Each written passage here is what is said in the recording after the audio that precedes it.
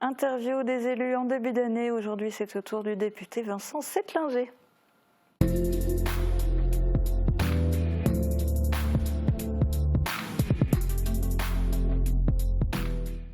Alors je vais quand même commencer par repréciser pour nos téléspectateurs que c'est le hasard qui a fait que vous êtes mon invité aujourd'hui en ce jour de grève nationale. La date de votre interview a été convenue avant même finalement qu'Elisabeth Borne dévoile le projet de réforme des retraites. Mais l'occasion est trop belle. Alors que pensez-vous de cette réforme ?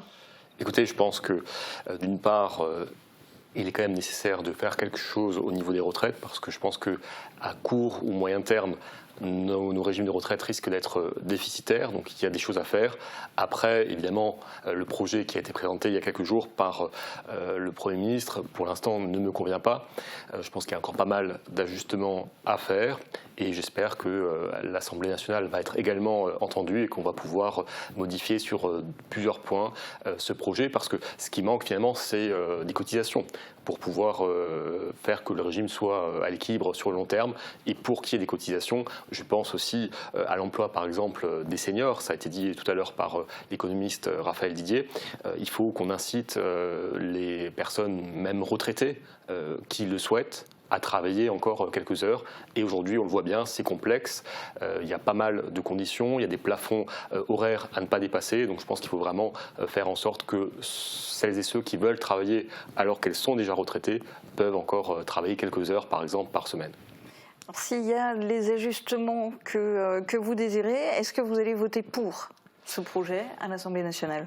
Alors, comme dit, à l'heure actuelle, je m'oriente plutôt vers un vote négatif, mais ce que j'aime pas trop, mais c'est vrai que c'est malheureusement le système institutionnel français avec une assemblée qui était longtemps un peu une chambre d'enregistrement, avec le gouvernement qui annonçait et ensuite l'assemblée qui faisait simplement avaliser le projet gouvernemental.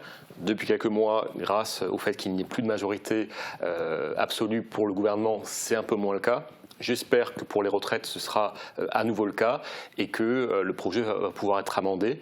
Et si c'est amendé, je me réserve la possibilité évidemment de voter pour une simple raison, c'est que je pense qu'il faut évidemment voter non pas pour des simples raisons partisanes, mais il faut savoir ce qui est le mieux pour notre pays.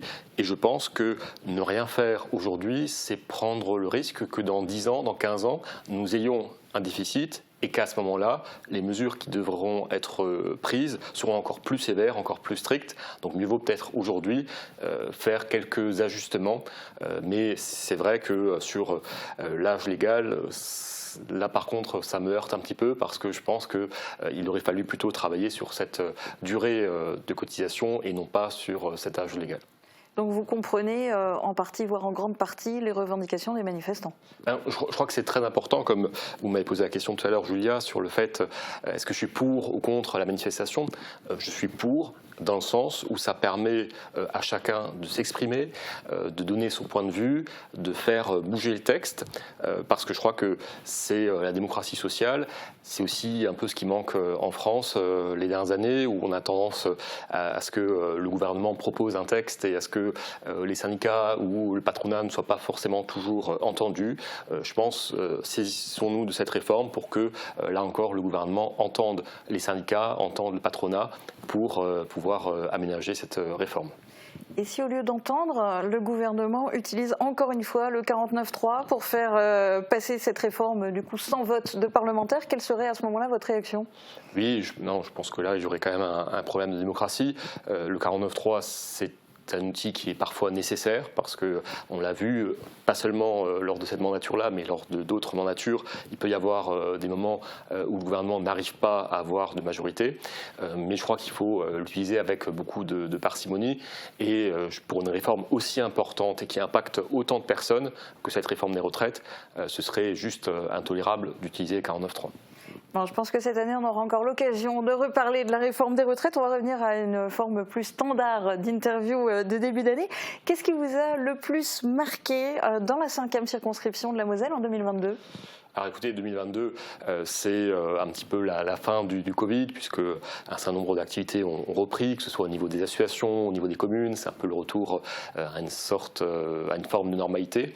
Mais c'est aussi le retour de l'inflation, avec un certain nombre d'entreprises en difficulté, avec des foyers en difficulté parce que le prix de l'essence ont atteint des records, parce que les prix dans les supermarchés ont augmenté. Donc c'est une année particulière et c'est certainement le début d'une période qui risque d'être assez longue parce que l'inflation ne va pas s'arrêter d'un coup. Et puis c'est évidemment la guerre en Ukraine avec l'accueil dans plusieurs communes. Je pense notamment à Saraalb, je pense à plusieurs communes dans le pays de Beach, à Sarreguemines, qui ont accueilli des réfugiés ukrainiens. Et je crois que cette preuve de solidarité, de fraternité pour nos amis ukrainiens, c'était quand même assez fort. Et ça continue encore maintenant parce qu'il ne faut pas oublier que les familles qui accueillent, qui hébergent ces Ukrainiens, ce n'est pas uniquement quelques jours, c'est maintenant depuis quelques mois. Et avec toutes les tracasseries administratives, je suis souvent saisi par des personnes qui hébergent des Ukrainiens. Et c'est vrai que pour le permis de conduire, pour le titre de séjour, enfin, c'est autant de soucis administratifs qui malheureusement un peu compliquent leur vie. Aujourd'hui, ça fait 7 mois, jour pour jour, que vous êtes devenu député. Quel est votre premier bilan? Quelles ont été vos actions? Alors, 7 mois, effectivement, et ça a été extrêmement dense parce que, si vous voulez, l'absence de majorité absolue à l'Assemblée fait que toute décision prend beaucoup de temps. Je vais vous donner un exemple très simple. C'est quasiment le premier jour où on est arrivé à Paris à l'Assemblée. Il fallait donc élire le président ou la présidente. C'est une présidente, la première présidente de l'Assemblée. En temps normal, lors d'une mandature classique, ça prend quelques minutes puisqu'il y a un seul scrutin et le président est élu par la majorité. Là, étant donné l'absence de majorité, il a fallu plusieurs tours de scrutin et comme ça pour plein de textes, pour plein de décisions qui prennent beaucoup de temps. Donc ce que me disent mes collègues, parce que évidemment je n'ai pas forcément le recul puisque c'est mon premier mandat, mais tous mes collègues me disent voilà, ça demande énormément de présence à Paris à l'Assemblée parce que tout prend plus de temps. Après, sur ces 7 premiers mois, il y a quand même déjà des mesures emblématiques qui ont été adoptées. Moi, je pense par exemple à cette déconjugalisation de l'allocation adulte handicapé parce que j'ai le souvenir d'avoir reçu des personnes, que ce soit à Orbach en mairie quand j'étais encore maire ou à ma permanence à Sarreguemines, qui me disaient voilà, je suis malheureusement handicapé, je reçois cette AAH et je ne peux pas me marier alors que je suis depuis 10 ans ou 20 ans en couple avec l'homme que j'aime et je n'ai pas le droit de me marier alors qu'aujourd'hui un homosexuel peut se marier, enfin voilà, plein de personnes peuvent se marier sauf les personnes handicapées parce qu'on perd cette AAH et l'Assemblée nationale a décidé il y a quelques mois de déconjugaliser, donc de permettre à ces personnes-là de se marier. Donc ça, pour moi, c'était vraiment une formidable avancée. Après, il y a évidemment, en termes de pouvoir d'achat, on a essayé au maximum de redonner un peu de pouvoir d'achat aux Français. Je pense notamment à la ristourne carburant, à ces 10-20 centimes de réduction à la pompe. Mais c'est vrai, il faut aller encore plus loin parce qu'on voit les ravages aujourd'hui de l'inflation. Alors, c'est peut-être ça, vous le disiez à l'instant, la déconjugalisation pour l'allocation adulte handicapé, c'est peut-être ça le texte qui vous tenait le plus à cœur, pour lequel vous avez voté. Est-ce que parmi les projets et propositions de loi, quel serait le plus important contre lequel vous avez voté ? Le plus important contre lequel j'ai voté, il y a différentes choses, notamment, moi je pense en matière de soutien aux communes, je pense en matière de soutien aux EHPAD. On sait aujourd'hui que... Et vous avez voté contre ? J'ai voté contre le texte présenté par le gouvernement qui ne prévoyait pas les augmentations nécessaires, alors que les amendements de députés, de collègues LR par exemple, prévoyaient d'augmenter certaines dotations, prévoyaient de faire en sorte que les EHPAD, que les communes aient plus de liberté financière. Et donc voilà, j'ai voté contre effectivement ces propositions du gouvernement. Et à la tête des Républicains, est-ce que vous avez voté pour Éric Ciotti ? Oui, alors c'est vrai que c'était une campagne qui a eu lieu ces dernières semaines. J'ai voté pour Éric Ciotti pour différentes raisons, notamment une raison très personnelle, c'est que quand je suis arrivé à l'Assemblée fin juin, Éric Ciotti était l'un des premiers députés avec lequel je me suis entretenu. Et il m'a dit, écoute Vincent, je suis là, n'hésite pas à m'appeler, je suis à ta disposition. Et effectivement, c'est quelqu'un qui est extrêmement humain et extrêmement convivial et sur lequel on peut vraiment compter.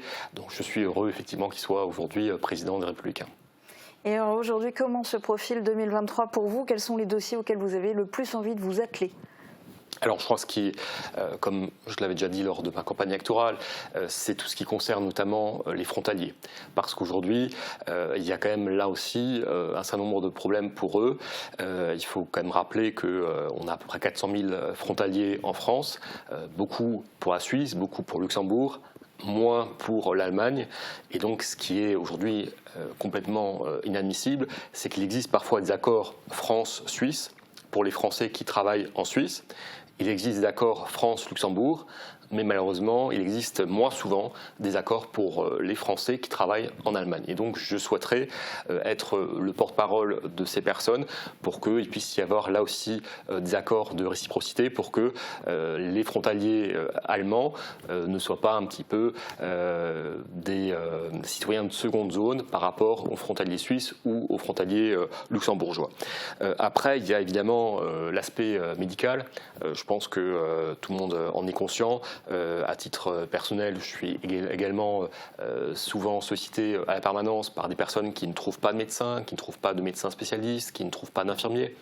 Et ça, c'est juste pas possible qu'en 2023, en France, on a des personnes qui n'arrivent pas à se soigner. Et puis la situation, évidemment, de l'hôpital de Sarreguemines qui est en difficulté, tout le monde le sait, puisqu'il manque beaucoup de médecins, il manque des infirmiers. Enfin, voilà. Donc là aussi, sur le médical, il faut vraiment qu'on se batte en 2023. Beaucoup de grands combats à mener cette année. Il vous reste 30 secondes pour vous adresser directement aux téléspectateurs de Mosaïque Cristal. Qu'est-ce que vous avez envie de leur dire en ce début d'année? Écoutez, je voulais d'abord encore vous remercier, Julia et Mosaïque Cristal, pour cette invitation. Et je voulais ensuite souhaiter à toutes et à tous qui nous regardaient aujourd'hui une belle et une heureuse année 2023. Évidemment, la santé, c'est essentiel. Évidemment, on espère que ce conflit ukrainio-russe puisse cesser. Et puis, je vous souhaite beaucoup de moments de convivialité parce que je pense que c'est ça finalement la vie, c'est de pouvoir être ensemble lors d'un café, lors d'un repas.